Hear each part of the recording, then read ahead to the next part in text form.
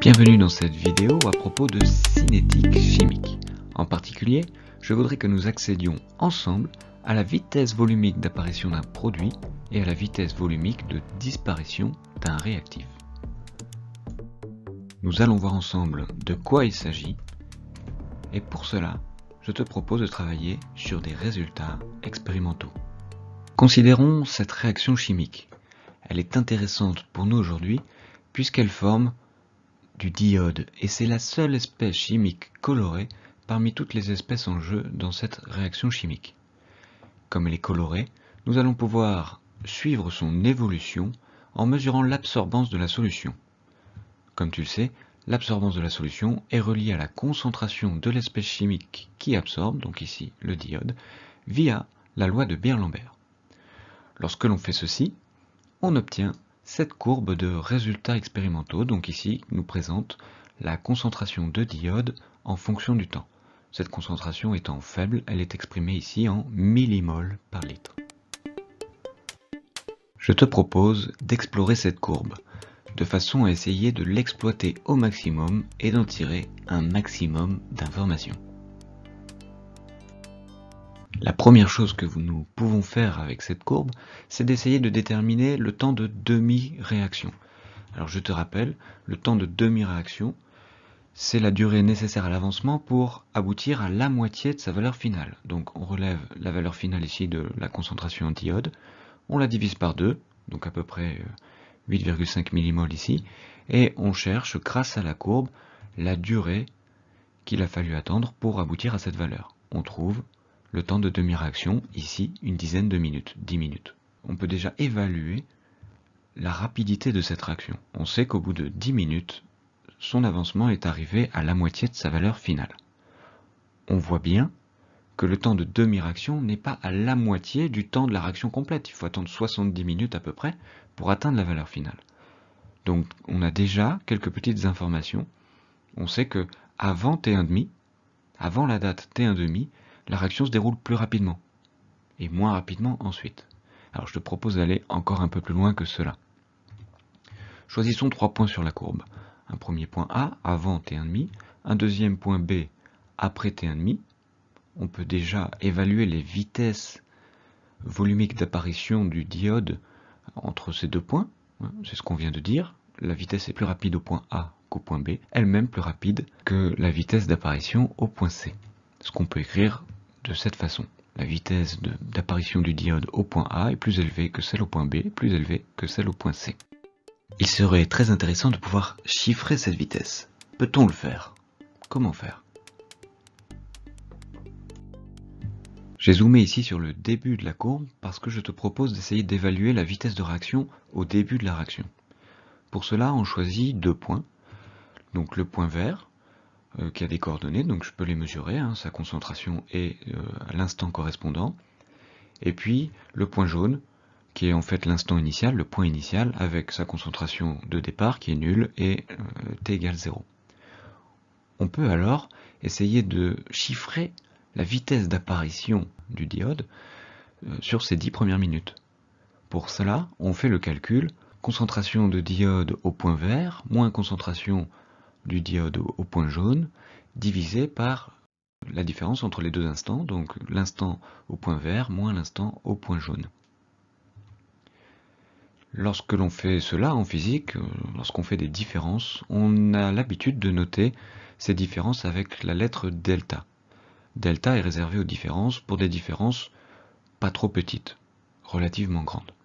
Donc ici on aurait pu écrire que l'on fait delta concentration de I2 sur delta T. Donc lorsque l'on fait ça, on peut tout à fait faire une mesure ici, donc on obtiendrait 0,85 millimoles par litre par minute. Tu vois qu'on a bien une vitesse volumique d'apparition. Ce sont des millimoles par litre que l'on fabrique, des millimoles par litre fabriquées ou produites par minute. Seulement, ici c'est la vitesse volumique moyenne d'apparition du diode pendant les 10 premières minutes. Autrement dit, ce que j'ai écrit là est un petit peu faux. Ça n'est pas la vitesse au point A. C'est une vitesse moyenne sur les 10 premières minutes. Clairement, il s'agit de pouvoir faire mieux. Parce que par exemple, quand tu es en voiture et que tu veux connaître ta vitesse, Tu veux connaître ta vitesse instantanée au moment où tu regardes ton compteur, et pas une vitesse moyenne depuis le début de ton trajet par exemple. Alors comment faire cela? Je te propose ici de travailler plutôt sur le point B. Je vais donc isoler la partie de correspondant au point B. Et ce que l'on va faire, c'est que l'on va zoomer sur ce point B. Zoomons très fort. Et autour de ce point B, on va faire ce qu'on a fait tout à l'heure, c'est-à-dire choisir deux points, un point vert, un point jaune, et faire exactement le même calcul que tout à l'heure. Mais en ayant bien en tête que cette fois-ci, les deux points que l'on a choisis sont très proches du point B. En réalité, je peux zoomer autant que je veux. Alors si on fait ça, on se rend compte que finalement, nos deux points, nos trois points avec le point B sont alignés suivant la droite rouge. Et si on fait le même calcul, donc je te rappelle, on fait delta de la concentration de I2 divisé par delta T. Si on fait ça avec des durées suffisamment proches, c'est-à-dire si je fais tendre delta T vers 0, alors en physique on a l'habitude de noter ça avec des D. Les deltas, qui sont des différences assez importantes, deviennent des D. Les D sont des différences très petites. En mathématiques, tu aurais carrément écrit que l'on fait la limite lorsque delta T tend vers 0, de delta de I2 sur delta T.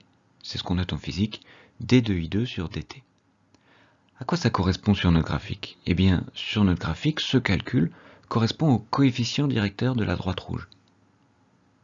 Maintenant, revenons un peu en arrière. Si je dézoome, quelle est la tête de cette droite rouge? Et si je dézoome encore? Eh bien, si je dézoome encore, tu reconnais cette droite rouge. C'est la tangente à la courbe.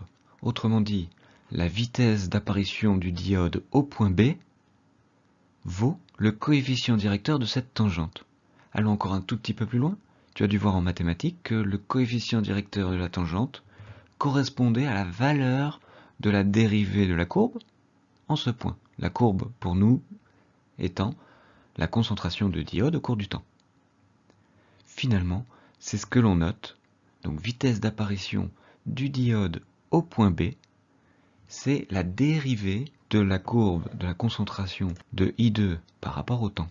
Ici, en fait, deux notations se correspondent. Ce D de I2 sur dt correspond à la dérivée, au calcul de la dérivée, correspond aussi à un rapport de toute petite différence autour du point B. Ces deux façons de faire se retrouvent dans cette unique notation ici. Jusqu'à présent, on a travaillé avec un produit, et donc nous avions une vitesse d'apparition du produit.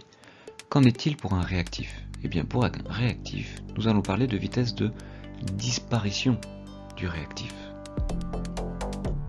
On procède alors exactement de la même façon. On peut tracer à différents instants les tangentes à la courbe. Le coefficient directeur de cette tangente nous donne la vitesse de disparition du réactif. À ceci près que tu vois que les différentes tangentes que je peux tracer ici ont des coefficients directeurs négatifs. Ces droites ont des pentes négatives. En physique, on préfère regarder, pour la grandeur vitesse de disparition, une valeur positive. Donc, pour ajuster cela, on place un moins devant. Le moins sert à nous donner une valeur positive pour la vitesse. Mais c'est la seule différence avec la vitesse d'apparition d'un produit.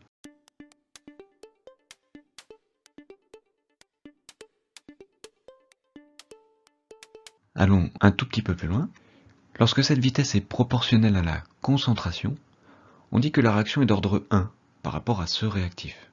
Mathématiquement, cela s'écrit comme cela, c'est-à-dire la vitesse de disparition du réactif d'une part est proportionnelle à la concentration de ce réactif au cours du temps, K étant un coefficient de proportionnalité qu'on appelle en chimie la constante de réaction. Cette équation est d'un type particulier puisqu'elle mêle une fonction du temps, ici la concentration en S2O8 2- au cours du temps, et sa dérivée. C'est un nouveau type d'équation que l'on appelle une équation différentielle. C'est la première fois que tu rencontres une équation différentielle. Pour la résoudre, eh bien, il faut t'abonner à cette chaîne, activer la cloche pour ne pas manquer la vidéo à ce propos. Je te remercie de ton attention et je te dis à bientôt.